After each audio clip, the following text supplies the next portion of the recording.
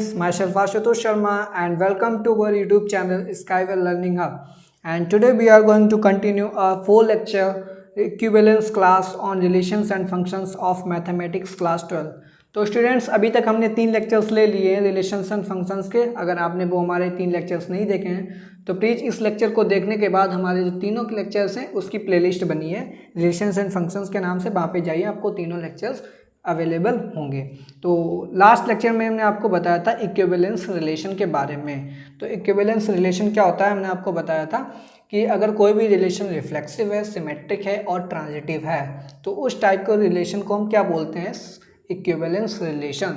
तो आज का जो हमारा लेक्चर है वो इक्विवेलेंस क्लास के ऊपर ही होने वाला है। तो इक्विवेलेंस क्लास क्या होता है, तो इक्विवेलेंस रिलेशन होना बहुत ही अनिवार्य है। तो इक्विवेलेंस क्लास में हम उसी रिलेशन की क्लास निकाल पाएंगे जो रिलेशन हमारा इक्विवेलेंस रिलेशन होगा। तो आइए हम आज कंटिन्यू करेंगे अपना इस लेक्चर को, इसमें हम पढ़ेंगे इक्विवेलेंस क्लास क्या होती है। तो देखते हैं। तो सबसे पहले तो हम Q&A सेशन लेंगे। Q&A सेशन में अभी तक हमने जो रिलेशंस पे पढ़ा है उस पे हम कुछ क्वेश्चंस देखेंगे। उसके बाद में हम आपको बताएंगे इक्विवेलेंस क्लास क्या होती है। उसके बाद एक इक्विवेलेंस क्लास का एक एग्जांपल बताएंगे और इसके बाद आपके जो क्लास 12 का जो फर्स्ट चैप्टर है रिलेशन एंड फंक्शन, उसके अंदर रिलेशंस के अंदर जो टॉपिक्स थे वो सारे के सारे कवर हो चुके हैं और आज का लेक्चर लास्ट लेक्चर होने वाला है रिलेशंस का। उसके बाद हम कंटिन्यू करेंगे अपना अगला लेक्चर जिसमें हम फंक्शंस के बारे में भी डिस्कस करेंगे। तो सबसे पहले हम क्वेश्चंस देख लेते हैं जो अभी तक हमने टॉपिक्स पढ़े हैं उन पे कुछ क्वेश्चंस। तो पहला क्वेश्चन यहाँ पे देखिए क्या कह रहा है। पहला क्वेश्चन पढ़ते हैं। 3 relations R1, R2, R3 are defined on set A equal to ABC। तो सेट A के अंदर यहाँ पे देखिए 3 एलिमेंट्स हमको दिए हैं A, B, C और R1 रिलेशन बनाया है, R2 रिलेशन, R3 और R4। फाइंड वेदर और not each of the relation reflexive, symmetric and transitive. तो हमको ये बताना है यहाँ पे जो 4 रिलेशंस बनाए हैं तो एक एक करके हमें हर रिलेशन को चेक करना है और बताना क्या है कि ये इक्विवेलेंस रिलेशन है या नहीं है। इक्विवेलेंस रिलेशन का मतलब क्या हो गया, हमको तीनों रिलेशन चेक करने पड़ेंगे। मीन्स R1 लेंगे, ठीक है, हमने सपोज दैट R1 लिया तो R1 को हम चेक करेंगे ये हमारा रिफ्लेक्सिव रिलेशन है या नहीं है, सिमेट्रिक रिलेशन है या नहीं है और ट्रांजिटिव रिलेशन है या नहीं है। इसी तरीके से हम R2 लेंगे, फिर R2 को भी चेक करेंगे यही तीनों रिलेशन बन रहे हैं या नहीं बन रहे हैं। फिर R3 लेंगे, फिर उसके बाद R4 लेंगे। तो एक ही क्वेश्चन में देखें बहुत सारे पार्ट्स दिए हैं तो ये काफ़ी लंबा क्वेश्चन है, तो ये लॉन्ग टाइप क्वेश्चंस में आपका आ सकता है, ठीक है। तो हम चेक करेंगे सबसे पहले R1।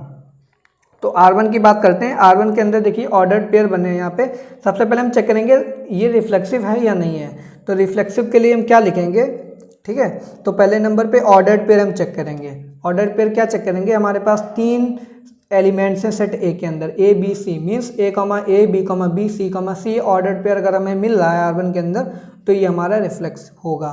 तो हम चेक करेंगे, देखिए A भी मिल रहा है, B, B भी मिल रहा है और साथ में C भी मिल रहा है। तो हम क्या लिखेंगे यहाँ पे A बिलोंग्स टू R1, ठीक है, और साथ में B, भी मिल रहा है तो B, बिलोंग्स टू R1 और उसके बाद हमें C भी मिल रहा है तो C बिलोंग्स टू R1, ठीक है। For every A, B, C belongs to, किसको बिलोंग कर रहा है, सेट A को। तो सेट A के अंदर 3 एलिमेंट्स हैं और तीनों ऑर्डर्ड पेयर का इटसेल्फ में रिलेशन मिल रहा है तो इसका मतलब क्या है, ये हमारा रिफ्लेक्सिव रिलेशन है। तो पहला पार्ट हमने चेक कर लिया, ये रिफ्लेक्सिव रिलेशन है। उसके बाद हम सेकंड पार्ट पे चलते हैं। सेकंड पार्ट में देखिए हमको चेक करना है सिमेट्रिक। तो सिमेट्रिक के लिए हम जो ऑर्डर्ड पेयर इटसेल्फ में मैपिंग करा रहे हैं, मीन्स A, B, इनको छोड़ देंगे क्योंकि हमें पता है आइडेंटिटी रिलेशन क्या होता है, सिमेट्रिक भी होता है, रिफ्लेक्सिव भी होता है, ट्रांजिटिव भी होता है। तो ये वाले ऑर्डर्ड पेयर छोड़ के अदर जो ऑर्डर्ड पेयर हैं वो हम चेक करेंगे सिमेट्रिक रिलेशन की कंडीशन सेटिस्फाई करा रहे हैं या नहीं करा रहे हैं। तो ऑर्डर्ड पेयर देखिए A, B मिल रहा है तो B, A भी मिलना चाहिए। Means A, B belongs to यहाँ पे R1। A, B R1 को बिलोंग कर रहा है तो देखिए क्या हमें B, A इसमें मिल रहा है कहीं पे भी। तो देखिए B, A ऑर्डर्ड पेयर कोई भी हमें R1 के अंदर नहीं मिल रहा है। तो यहाँ पे लिख सकते हैं बट क्या, but B, A do not belongs to R1। It implies ये हमारा जो R1 रिलेशन है, R1 इज़ नॉट सिमेट्रिक, तो R1 यहाँ पे सिमेट्रिक नहीं होगा। तो एक ही लाइन लिख दीजिए, काफ़ी है, हमको सारे ऑर्डर्ड पेयर चेक करने की ज़रूरत नहीं है। तो आप लिख सकते हैं A, B belongs to R1 but B, A do not belongs to R1, hence R1 is not symmetric relation. तो अब हम बात करेंगे ट्रांजिटिव रिलेशन की। तो ट्रांजिटिव रिलेशन में हम चेक करेंगे, जैसा कि हमने प्रोसीजर आपको बताया था, A, B belongs to R, B, C belongs to R, तो A, C भी R के अंदर होना चाहिए। तो वन बाय वन हम चेक करेंगे। A, B ऑर्डर्ड पेयर हमको मिल रहा है, A, B belongs to R1। अब देखिए अगला ऑर्डर्ड पेयर B से स्टार्ट हो वो ऑर्डर्ड पेयर हम लेंगे। तो B से स्टार्ट होने वाले ऑर्डर्ड पेयर हम देखें, B, B तो हम छोड़ ही देंगे, फिर उसके बाद हम देखेंगे B, C मिल रहा है हमें, तो B, C भी मिल रहा है, तो ये भी लिख लेंगे B, C belongs to R1। अब A, B और B, C belongs to R1 है, तो हमको पता है कि लास्ट और फर्स्ट वाला भी हमें मैपिंग कराएंगे, तो वो भी ऑर्डर पेयर हमें मिलना चाहिए। तो मीन्स A, C अगर बिलोंग करता है R1 के अंदर, तो ये हमारा ट्रांजिटिव रिलेशन की कंडीशन सेटिस्फाई करेगा। तो हम चेक करेंगे A, C। तो देखिए A, C हमें ऑर्डर पेयर यहाँ पे दिख रहा है, A, C मीन्स, तो it implies A, C belongs to R1। तो ये तो हमने चेक कर लिया पहले ऑर्डर पेयर के लिए। उसके बाद सेकंड ऑर्डर पेयर पे बढ़ते हैं, B, C। अब देखिए B, C लिखा है यहाँ पे, तो हम लिख लेंगे B, C belongs to R1। फिर B, C, उसके बाद अगला ऑर्डर पेयर C से स्टार्ट हो वो हम देखेंगे। तो अगला ऑर्डर पे देखिए C, A भी स्टार्ट हो रहा है, C, B भी और C, C। तो C, C वाला हम छोड़ देंगे, उसके अलावा हम दो चेक करेंगे, C, A और C, B। तो B, C belongs to R1 और C, A belongs to R1। ठीक है, एक तो ये बनेगा कंडीशन। दूसरा ऑर्डर पेयर लेंगे B, C belongs to R1 और C, B belongs to R1। ठीक है, अब देखिए फर्स्ट केस में अगर हमें B, C belongs to R1 और C, A belongs to R1, तो हमारे पास B, A भी होना चाहिए बिलोंग्स टू R1। तो B, A ऑर्डर्ड पेयर देखिए यहाँ पे कोई भी मिल रहा है हमें, तो I hope B, A ordered pair नहीं है R1 के अंदर। तो यहाँ पे लिख सकते हैं but B, A do not belongs to R1। ठीक है, अब ये वाला एग्जांपल वो लास्ट वाला जो हमने लिया था ऑर्डर पेयर, इनको चेक कर लेते हैं। B, C belongs to R1 और C, B belongs to R1। तो हमारे पास क्या होना चाहिए, B, B belongs to R1। तो B, B देखिए यहाँ ऑर्डर पेयर मिला, मीन्स ये वाला सेटिस्फाई कर रहा है, बट ये वाला जो ऑर्डर पेयर हमने बनाए थे ये सेटिस्फाई नहीं कर रहे हैं ट्रांजिटिव रिलेशन की कंडीशन को, मीन्स ये हमारा ट्रांजिटिव रिलेशन नहीं होगा। तो यहाँ पे लिख सकते हैं it implies R1 is not transitive, R1 is not transitive. ठीक है, तो ये ट्रांजिटिव रिलेशन नहीं होगा R1। तो इस तरीके से हम R2 भी चेक कर लेंगे और R3 भी चेक कर लेंगे और R4। ठीक है, आई होप आप समझ गए होंगे कि कैसे हम सिमेट्रिक, रिफ्लेक्सिव और ट्रांजिटिव रिलेशन चेक करते हैं। लैंग्वेज भी हमने आपको लिख के बता दी, इसी टाइप से आपको सारे के सारे क्वेश्चंस अटेम्प्ट करने हैं। उसके बाद बढ़ते हैं नेक्स्ट क्वेश्चन पे। नेक्स्ट क्वेश्चन में देखिए let A is equal to 0, 1, 2, 3। यहाँ पे 4 एलिमेंट सेट A के अंदर दिए हैं और हमने एक रिलेशन बनाया है। तो रिलेशन के अंदर देखिए बहुत सारे ऑर्डर्ड पेयर लिखे हैं, हमको चेक क्या करना है, रिफ्लेक्सिव है, सिमेट्रिक है और ट्रांजिटिव है या नहीं है। तो सबसे पहले हम लिखेंगे, देखिए हमारे पास 4 ऑर्डर्ड पेयर बनाने होंगे रिफ्लेक्सिव के लिए। तो इटसेल्फ में रिलेशन अगर हमें मिल रहा है, मीन्स 0, 0, 1, 1, 2, 2 और 3, 3 अगर मिल रहा है इस रिलेशन के अंदर, तो ये हमारा रिफ्लेक्सिव होगा। तो स्टूडेंट देखिए हम यहाँ पे क्या लिख सकते हैं, 0, 0 बिलोंग्स टू R और 1, 1 बिलोंग्स टू R। उसके बाद 2, 2 भी मिल रहा है ऑर्डर्ड पेयर रिलेशन के अंदर और 3, 3 भी मिल रहा है, 3, 3 belongs to R। For every 0, 1, 2, 3 belongs to किस सेट के अंदर है, सेट A के अंदर है। तो सेट A के अंदर जितने भी हमें एलिमेंट्स मिल रहे थे उनका इटसेल्फ में रिलेशन मिल रहा है। इसका मतलब क्या है, R इज रिफ्लेक्सिव, R क्या है, रिफ्लेक्सिव रिलेशन है। तो ये तो रिफ्लेक्सिव की बात होगी। अब हम सिमेट्रिक की बात करेंगे। तो सिमेट्रिक में देखिए 0, 1 बिलोंग्स टू लिखेंगे पहले नंबर पे, हम यहाँ पे लिखेंगे 0, 1 बिलोंग्स टू R। तो अगर 1, 0 हमें मिल रहा है तो ये सेटिस्फाई करेगा कंडीशन। देखिए 0, 1 और 1, 0, तो ये इट मीन्स क्या होगा, 1,0 बिलोंग्स टू आर। तो ये भी सिमेट्रिक की कंडीशन सेटिस्फाई कर रहा है। उसके बाद अगला ऑर्डर पेयर लेंगे 0,3, तो लिखेंगे यहाँ पे हम 0,3 बिलोंग्स टू आर। तो 0,3 और 3,0 भी होना चाहिए, तो 3,0 भी हमें मिल रहा है यहाँ पे। तो 3,0 बिलोंग्स टू आर मीन्स ये भी कंडीशन सेटिस्फाई कर रहा है। उसके बाद अगला ऑर्डर पेयर हम लेंगे 1,1 2,2 3,3। ये तो ऑर्डर पेयर हमको लेने ही नहीं, क्योंकि हमको पता है कि आइडेंटिटी रिलेशन के ऑर्डर पेयर जो होते हैं वो सिमेट्रिक भी होते हैं, ट्रांजिटिव भी होते हैं। तो कुल मिला के हमको ये ऑर्डर पेयर मिले थे, और ये दोनों के दोनों हमारे जो सिमेट्रिक रिलेशन की कंडीशन होती है वो सेटिस्फाई कर रहे हैं, मीन्स ये सिमेट्रिक रिलेशन है।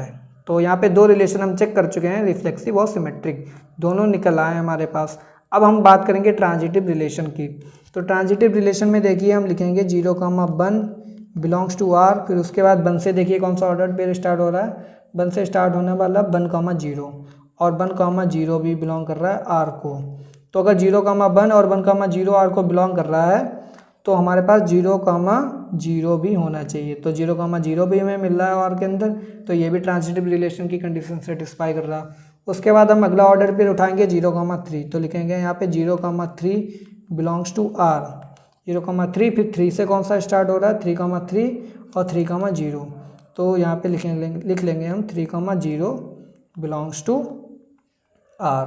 तो इट इम्प्लाइज क्या हो जाएगा, यहाँ पे भी देखिए 0,0 ही बनेगा, 0,0 बिलोंग्स टू आर।